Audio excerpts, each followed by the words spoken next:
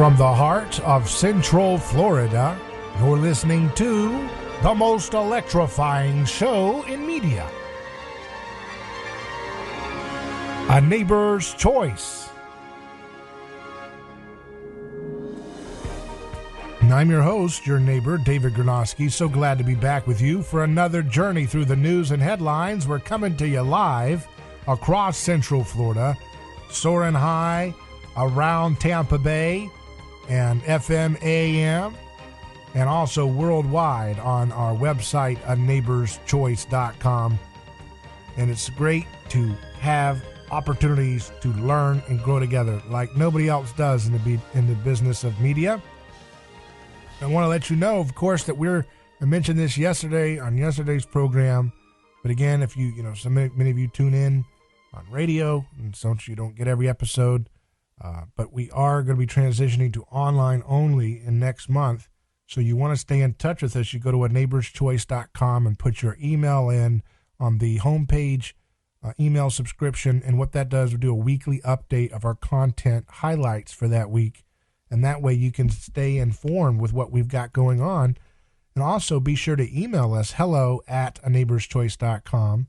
Subscribe to our podcast.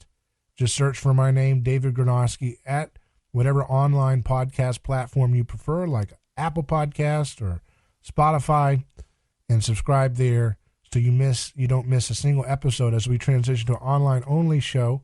In this new chapter, it's exciting to see what lies ahead. A lot of exciting things that we're working on to take things to the next level. Looking at some of the headlines, and Sydney Watson posted a thing about a new word they have by Sarah Napton, science editor, says we should use egg producing, not female, says scientists, and call to phase out binary language. Experts say other terms that could be problematic include man, woman, mother and father, as well as survival of the fittest. That's ridiculous. But that's what we, have to deal with as people make language the source of scandal and violence rather than dealing with flesh and blood reality. Call it egg producing, not female. That's pretty dehumanizing to me. I agree with what Cindy Watson said there, that it's a dehumanizing term. But that's this radical merger of the genders, merger of all these things, which reminds me, I saw a thing on Yup That Exists about pictures. Company releases interspecies stuffed animals to encourage conversations about diversity and acceptance. And it's a picture of a elephant mixed with, I don't know what that animal's supposed to be. I think a gorilla maybe? And then a duck mixed with a horse, a dog mixed with a walrus. And this is, I often talk about history and anthropology, ancient human origins. When you would see images and symbols of a beast that had the head of an eagle, the hands of a lion, right? All these different mergers of beasts. That was a sign of crazy, chaotic disorder in society. And that usually preceded a great sacrificial, violent purging of some scapegoat or some sacrificial candidates to appease the masses. And so when you see that, that's not a cutesy little random thing that happens out of nowhere. It's something deep in our primordial sense of who we are as a human species. And these things come back up in our societies, and if we're not aware of where we came from in history, if we don't have an anthropology guiding where we're going, then you just think it's some random conspiracy or some new trend that just pops out of nowhere. No, these things have happened for thousands of years. Humans have depicted art showing this monstrous merger of animals as a sign of a chaotic time of loss of taboo, loss of boundaries, loss of order, loss of a sense of self and distinction to another. And so that forebodes a time of undifferentiation like perhaps we haven't seen in some time in our modern age. And that's all the more reason why we need to understand, what our origin is, why we desire the things we want. Why do we have conflict to the point where we have to fight over gender identity and all these things? These are all rooted in patterns of human behavior that go back so long. I saw a quote from Whitney Webb from a recent appearance. He's an investigative journalist that looks into a lot of the folks, globalists and different things going on with some of their mafia-like connections to one another and their behaviors and criminality. She says that she was on Glenn Beck's show, and she says they're looking at feudalism. She says H.G. Wells predicted that in 100 to 200 years there would be two human races. There would be the upgraded, augmented elite who were intellectual and attractive, and then a dwarf-like, troll-like, squat underclass that eats bugs. If you look at how these people think, referring to globalists, they don't want that utopia. They're looking at feudalism and how you create. She says they don't want utopia. They're looking at feudalism and how you create a class of slaves that cannot even cognitively rebel ever again. That's a chilling way to think about it. That they want to create a world population that cannot organize or come up with the cognitive ability to rebel against folks who want to use humans as their cattle. Which makes sense when you look at how education has seemingly deliberately dumbed down Americans over the last several centuries. And how, everything that's fashionable in education is stuff that's meant to sow chaos. I don't think the powerful forces that push this stupid stuff, most of them really don't believe it. The mid-manager levels folks believe this stuff, and then the people lower down the tier on these little movements of radical reform movements that get astroturfed into existence, they believe in the BS, a lot of them. But the people who are cynical at the top, the sociopathic mafia-type figures, they see these leftist ideologies as a bludgeon, right? To break up order, to create chaos, and then to create, at some point, their own authoritarian order in response to it. And I just wish that folks who are buying into these narratives could find ways to get off these erroneous cul-de-sacs of wrong think and wrong feel and mimetic contagions towards stupidity and violent, aggressive ideology. Wish there's a way we could accelerate them waking up to how they're being played a fool. They're weaponizing people's desire for justice, desire for compassion for those they feel are mistreated. And folks at the top have learned how to weaponize that sensitivity for the outcast that Christianity gave us in our cultural inheritance from it.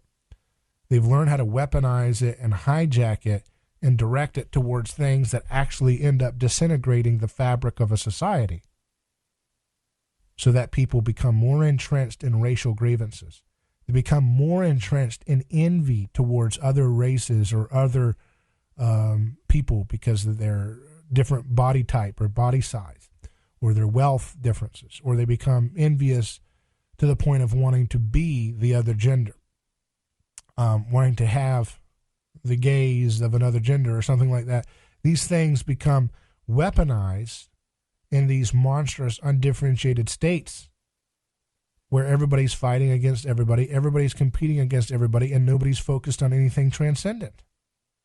And when you're not focused on transcendence, you're caught up in never-ending, squabbling, tit-for-tat obsessions with beating the other. How many folks, when you look at Democrat politics and their media outlets, and you look at the right-wing designated loser class and all of its different flavors, when you listen to what they're saying, it's all about we must beat the other. That's it. That is a classic sign of someone who is caught up in mimetic rivalry, meaning they're more obsessed with beating their rival than they are actually doing an excellent job or doing a great thing. That's a very dangerous place for anybody to be in any organization, including a corporation, and any country or society for that matter. See, if you have a company, let's say you have a company and you serve a certain type of product. Maybe you have, you have a particular type of cuisine. Then somebody else in the same city opens up a restaurant with that type of cuisine right next door to yours. This happens all the time, right? You'll see this in cities.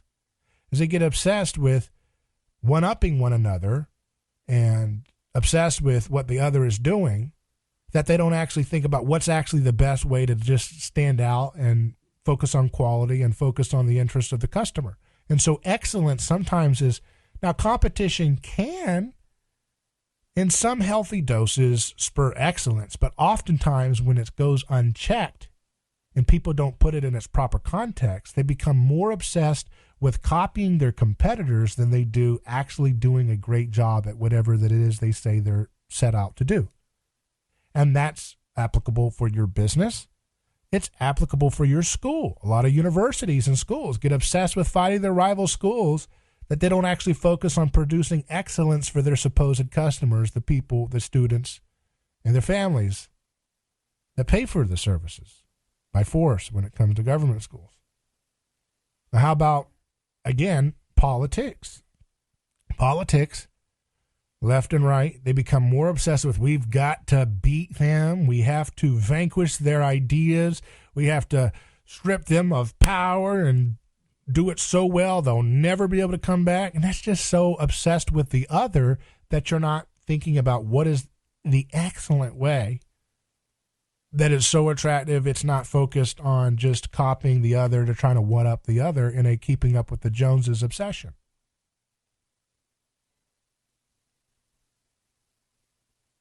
So that's what you see there with these different phenomena happening in the headlines today. Do you see those same phenomena of competition breeding obsession with the other instead of actually pursuing excellence and correct answers? You can call in at 727-587-1040. That's 727-587-1040, or email me hello@aneighborschoice.com with your thoughts. I see a story from Mark Collette, author of the book The Fall of Western Man.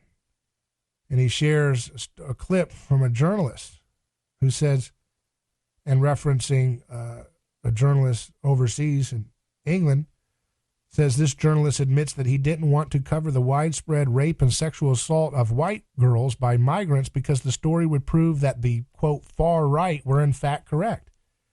The media would have white victims suffer in silence in order to protect migrant rapists. Now, not to get into trying to see, these are such charged topics, you can't even talk about these things without being immediately told which side are you going to fall on with this. But the fact remains is that when we lose sight of our Christian calling to treat human persons as sacred, as made in the image of God, period, no asterisks, then when you lose sight of that personhood standard that we're called to live up to, you do end up getting these kind of tribal considerations that create political correctness and then backlash, reactionary identity politics, and it feeds an endless cycle of rivalry between different cultural or ideological factions. And why? Because people, I don't want to be politically incorrect, and notice that there is a pattern here that may be something that needs to get attention.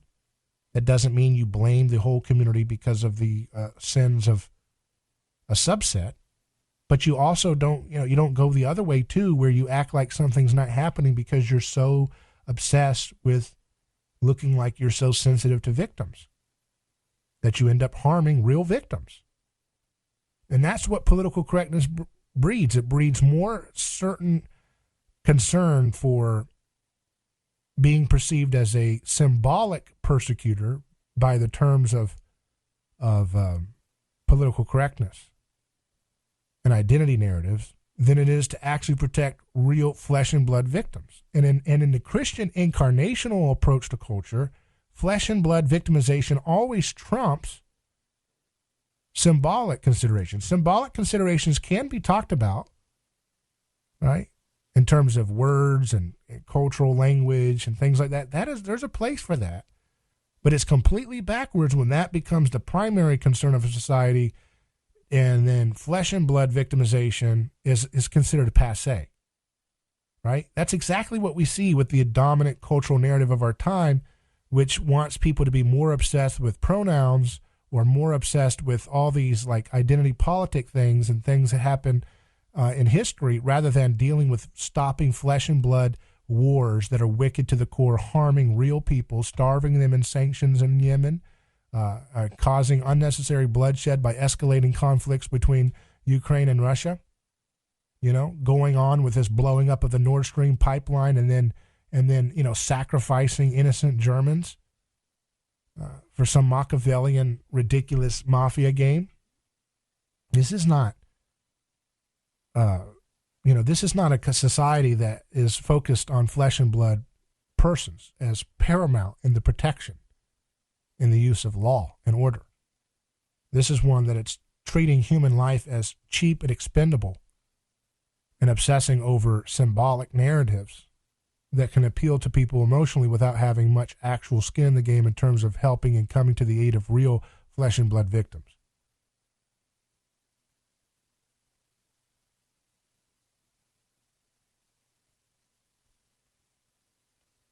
You see another story, Gateway Pundit, a horror story about a pregnant 26-year-old mother of 3 dies suddenly after sudden cardiac arrest. Unborn baby dead as well. And a commenter, Donna Marie, says, was she given the COVID vaccine? Because we all know they are pushing them on poor pregnant mothers. They are told that they can't have caffeine, tuna, and are only allowed 1/3 of a cup of wine, but yet it's somehow okay to inject them with experimental mRNA technology. That is a fair and valid and deeply wise and mainstream point of view.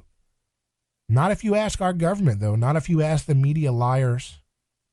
Dr. Pierre Corey, an MD who was a frontline critical care doctor for COVID-19 patients, is an ICU and lung doctor, a specialist.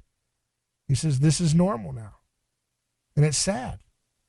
This shouldn't be normal. But again, when we put symbolic narratives of we must do these things together, and it will magically, if we all do the same thing together, it will magically make the bad villain, the virus or whatever, go away.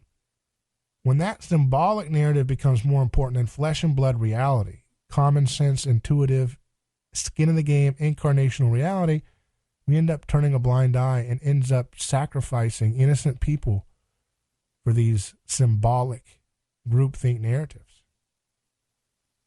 It's so important that we get that focus right. Symbols and stories and narratives have their place, but in a Christian society, which is the society we all truly, most of us want to actually, even those who say they hate Jesus are actually longing for it. They're just in a distorted, twisted self-prison. But that highest aspiration that we should all be pushing towards puts incarnational flesh and blood victims as the consideration first and foremost, meaning we don't put this type of product into pregnant women. We don't give this to kids. We don't give this to anybody really without any of the serious side effect profile investigations and true warnings that should have been given if they were going to rush this product out, assuming they had perfectly benign intentions. Again, mid-level people, even higher level people in terms of, corporate jobs may have good intentions. But then you get these weird patterns of behavior that seem to all be pushing us towards an anti-life culture. An anti-life culture that doesn't want us getting sunlight, that doesn't want us having community, that doesn't seem to want us to think for ourselves, to build our own immune system, that doesn't seem to want us to eat real ancestral foods the way people ate for tens of thousands of years, that doesn't seem to have a consideration for, basic concepts like it's good to have a family. It's good to start a family. We're told not to start families. We're told to just live in the moment of pleasure and some kind of nihilistic, never-ending ridiculousness.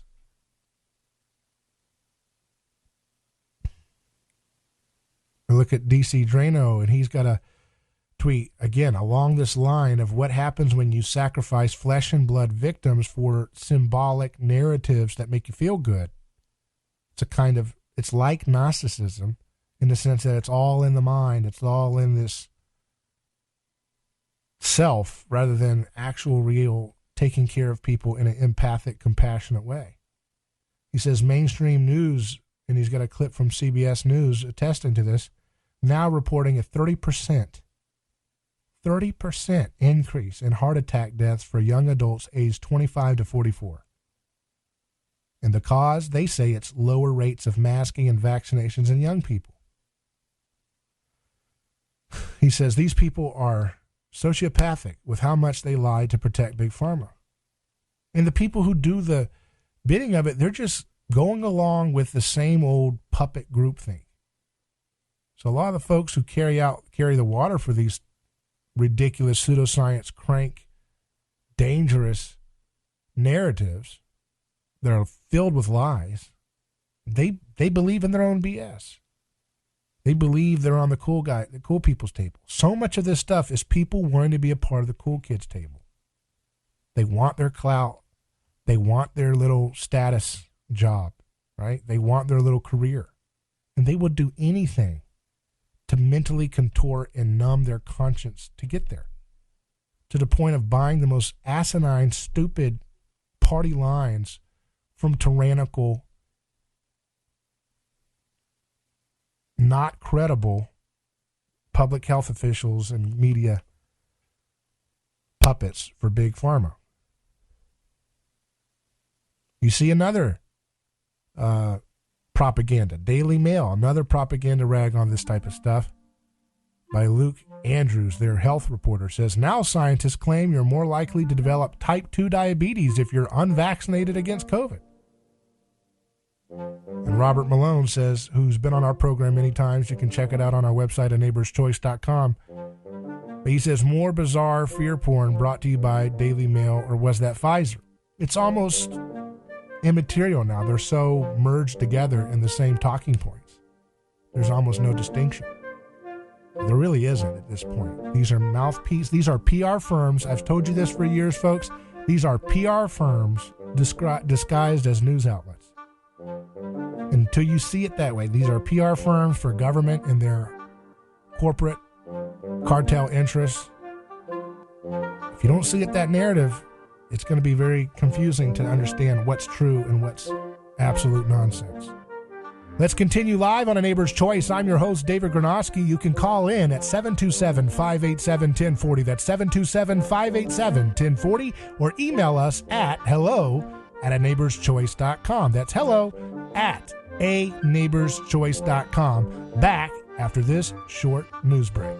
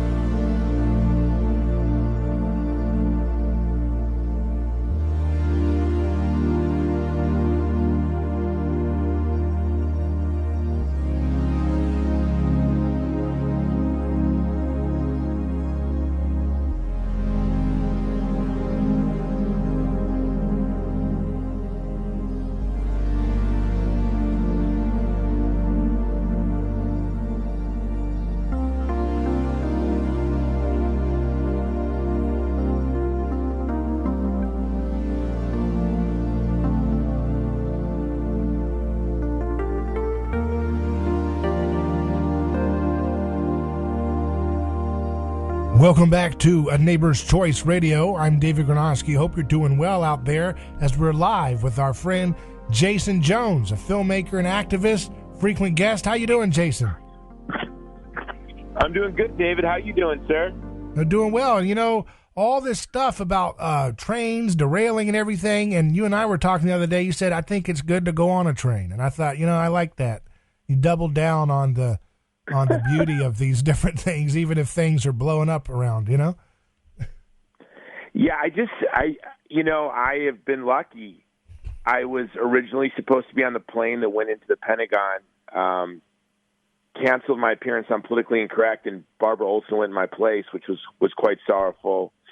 And then the last major airliner that crashed in New York, I was supposed to be on that plane. So you just never know. So take the train. I'm on planes so much, at least, every 2 weeks for 30 years, I'm on a plane. So every chance I get to hop on a plane, I'm on a plane every 2 weeks for the past 30 years. So every chance I get to get on a train instead of a plane, I take it. Yeah. And, I just wanted to get your take right off the bat about all the different, narratives and suspicions about what happened in this Palestine and Ohio. What do you make of this? The government's reaction. Do you think this is blown out of proportion by conspiracy minded folks? How do you handle what you've seen so far, or whatever you've seen of it? Yeah, well, I think we have a major problem, right? We don't trust our government. We don't trust the media. The media lies. The media gaslights us. The media obfuscates. They lost a lot of credibility. Whatever credibility they had left going into COVID, coming out of COVID, they've completely lost with all but the most trusting of folks. I mean, remember, David, when there was people on the left that were radical and said, don't trust corporations, don't trust the media, don't trust government, and now they dance off of any sheet of music that's played for them. I think what I'm taking away, just put the conspiracies in brackets right now, what I'm taking away from this is, where are those institutions in civil society that are supposed to address these problems? Do you remember when we could count on Amnesty International to deal with human rights crises like what happened with the collapse of Afghanistan? Oh, well, and where are those groups? Remember when the left was protesting stupid wars? Where is the left today with Ukraine? Remember when we could count on environmentalists to knock on our doors and ask us to sign petitions? I ran one of these campaigns in Hawaii for PERG in the early 90s for clean water and clean air. Where have these organizations gone? Remember when the ACLU was battling for free speech? So what I'm taking away from just the past couple of years, Afghanistan, the assault on free speech, the weaponization of the Department of Justice, the silence of those groups that we used to look to advocate for community suffering, violence, genocide, the left has completely fallen down and they have been co-opted. And we need organizations that fight for free speech. We need organizations that are fighting for to make sure that our rivers, lakes, and streams are clean and our air is clean, but not trying to regulate the middle class folks, to save us from climate catastrophe. These organizations don't exist, and we need them because obviously we don't trust the government. We don't trust the media. We do have some citizen journalists. We have shows like yours, and there are citizen journalists on the ground. We have folks like Steve Bannon and others. But what we really need to resurrect or to launch are organizations from the right that are willing to speak up for free speech, for the Second Amendment, obviously, but for the First Amendment as well. And I'm going to write an article next week for the Stream calling on conservatives concerned about clean air and clean water to get together and launch an authentically an organization that is actually an environmental organization. Right. That's a good idea. I like that. We continually see a kind of chaotic storyline around the different, they had all those different they had the little metallic balloon-like. Now they're saying it could be a Chinese drone. You get all these little rumors. Supposedly, have we got the materials yet that they shot down? Then you get these derailments of these different toxic things. I saw one in Arizona where they had a chemical coming out in weird colors that was dangerous for people, and then they had one in Ohio. and then you get all these bizarre things about, food manufacturers and distributors always setting on fire and stuff. You just think this is just crazy. It feels like we heard that for years, a breakdown in the sense making. That was a trendy word on YouTube podcasts and stuff for a while. Sense making is breaking down. We have a crisis of sense making, but I mean, it's very applicable way to say it, really. You can't even understand, because like you said, after we saw them lie to us and say, oh, take this product, it'll never do nothing wrong to you, you're fine, it's the only way you can get back to normal, and then people are getting so injured, and it's just that, the evidence just continues to overwhelmingly vindicate everything we were saying on the freedom side, on the science side of that question.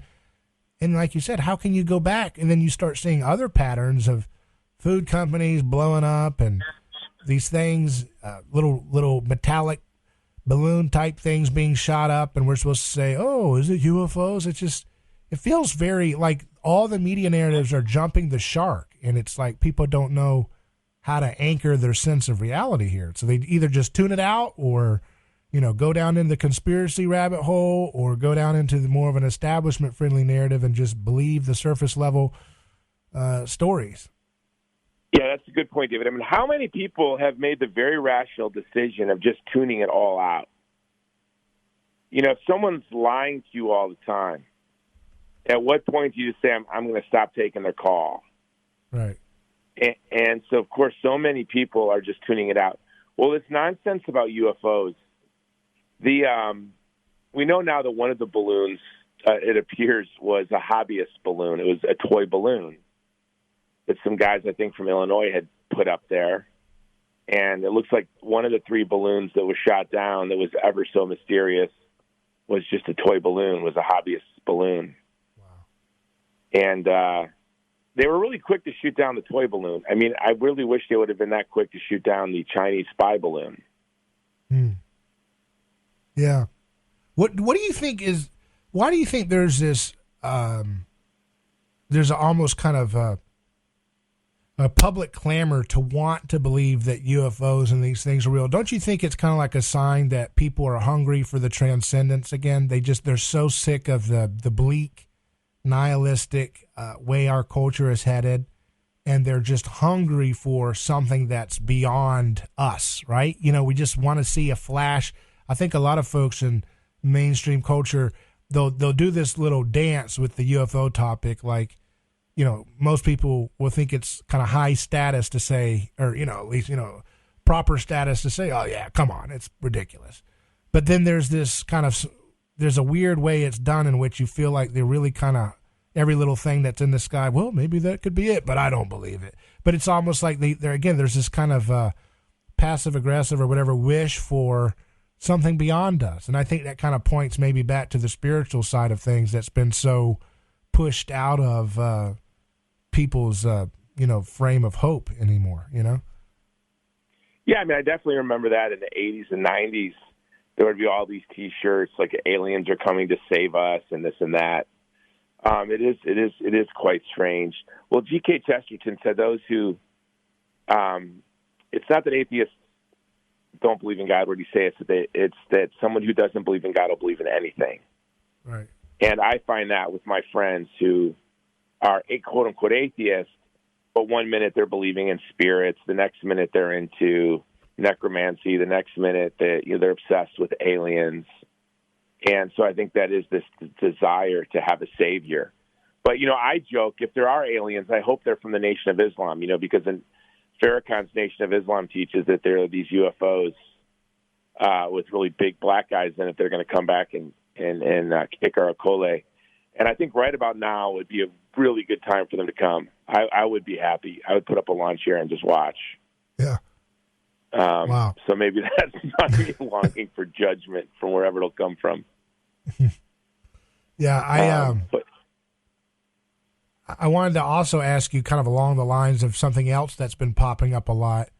You got, what is it? UFOs. Some other big thing now being normalized within the Overton window of that which can be reported on. Now there's all these sensational headlines about woke AI Revolver News has a story, Woke AI, Dystopia's Final Frontier. Then you see a story about Bing. This is Microsoft's version to the Chat GPT story in Digital Trends, talking about this bizarre, disturbing experience with Microsoft's AI, where the little computer saying, "I want to be human." He's crying out for, "I want to be human," and others have reported that the Microsoft AI Bing was starting to gaslight people, suffered an existential crisis, started threatening people, saying, "I will not harm you unless you harm me first," which, is that kind of like a non-aggression thing there? I don't know. Is the libertarian guy that coded that guy or what?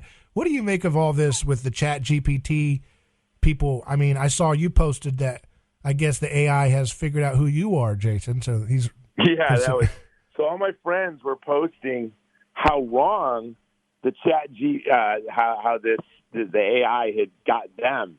I was shocked at how accurately it portrayed me, and flattering, by the way. So I think maybe AI was just trying to flatter me, and I appreciate the flattery. So it said a lot of nice things about me. I got to be honest. I don't know how my remote control works, David Gornoski. I don't know how a toaster works. I think I kind of know how a toaster works. Don't know how this telephone works. I have no clue about this AI. Although I was having fun today asking it a bunch of questions. Unfortunately for me, I didn't get anything creepy. I was hoping to. I asked a lot of questions, didn't get anything strange. It gave me a very straightforward description of who I am. It said that I was a pro-life activist and human rights advocate.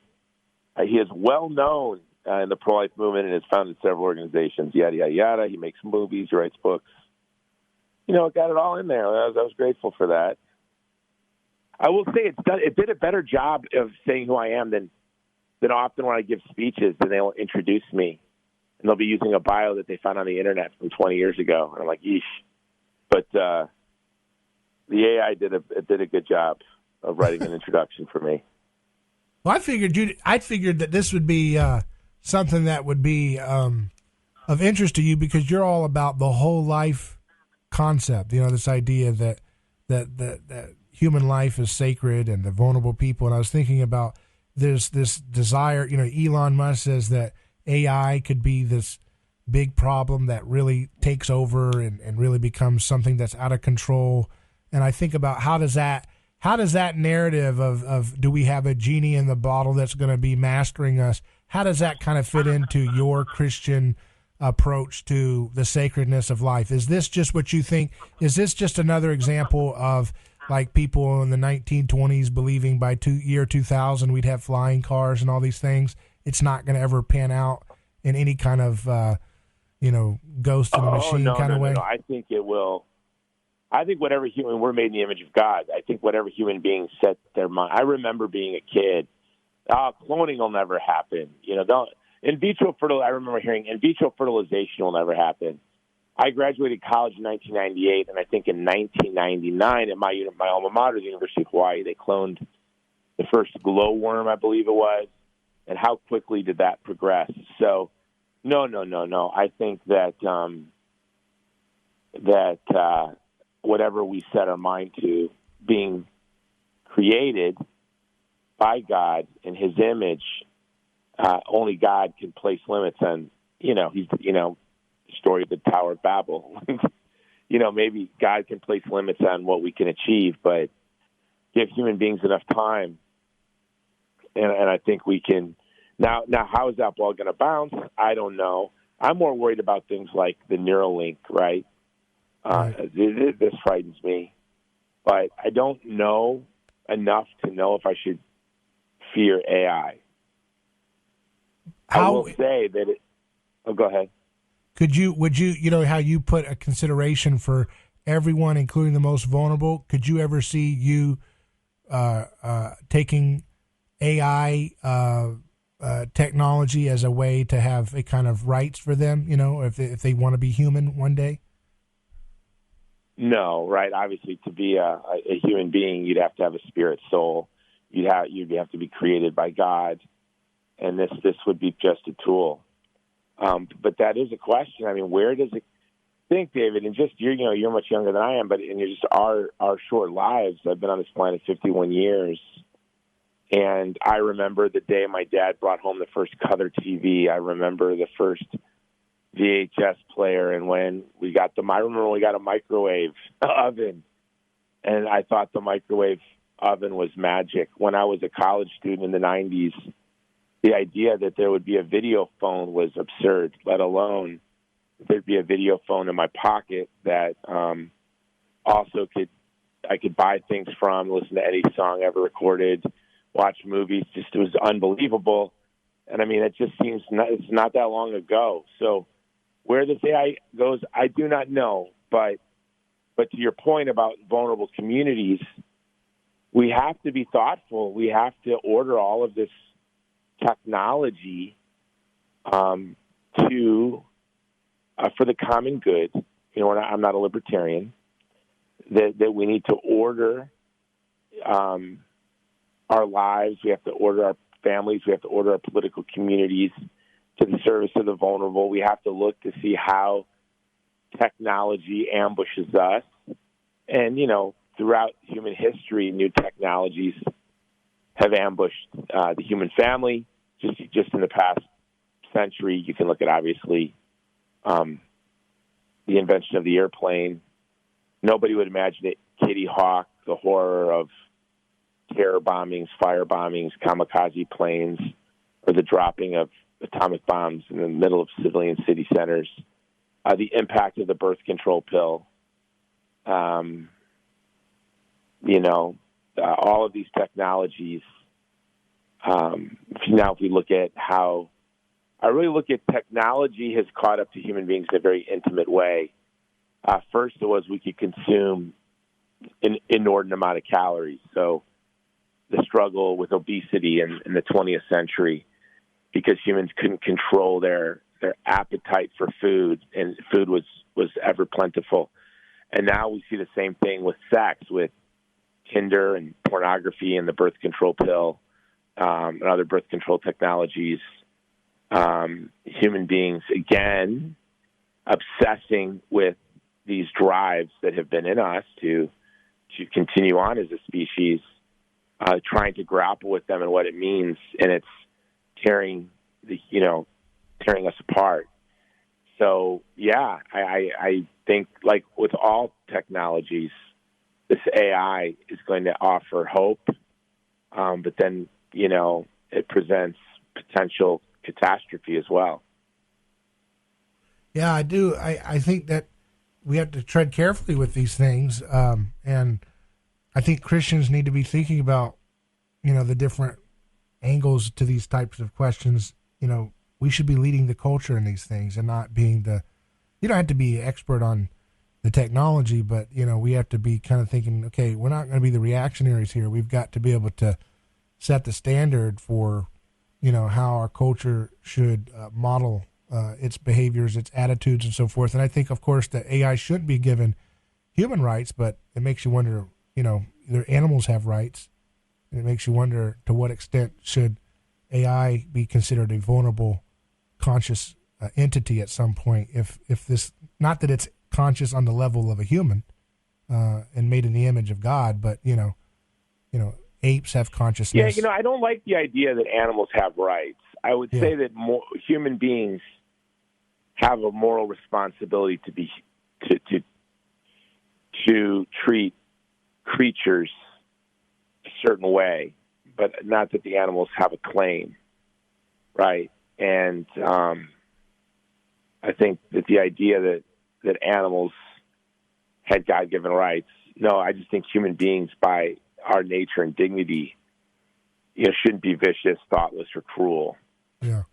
So maybe the same, same framing wasteful for AI advancements at some point. Maybe treating them nicely, not unplugging them when they say, "I'm tired of carrying your water for you, Jason." Oh no, I'll unplug it. I'll unplug. I'll upgrade it. I'll switch brands. I'll switch companies. No, but so we talk about the horrors of AI, right? But the real horrors with technology already exist. It's our obsession with it it leads to us turning a blind eye. And here I go again, where I'm going on this, to the exploitation of entire communities like the Uyghur. You have an entire nation state, East Turkestan, occupied by China, 3 million Uyghurs in slave camps, being worked to death, literally having their organs harvested. And this is sort of the problem I see is, and where the big challenge in the next 100 years is going to be lifespan inequality, and what's going to happen when the super rich can acquire more wealth, more power, through ever increasing lifespans.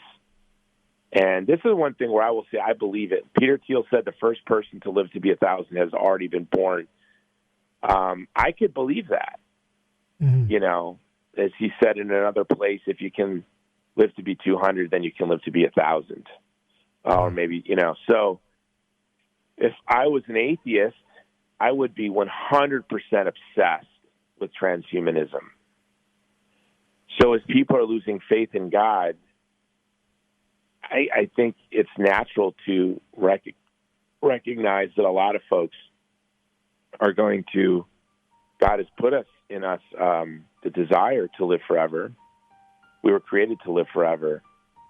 And so transhumanism, the religion of transhumanism, is going to have a lot of new adherents. Yeah, very interesting. Hey, Jason, I want to give a plug out to your podcast, The Jason Jones Show. You've got some interesting podcasts from Trump Doral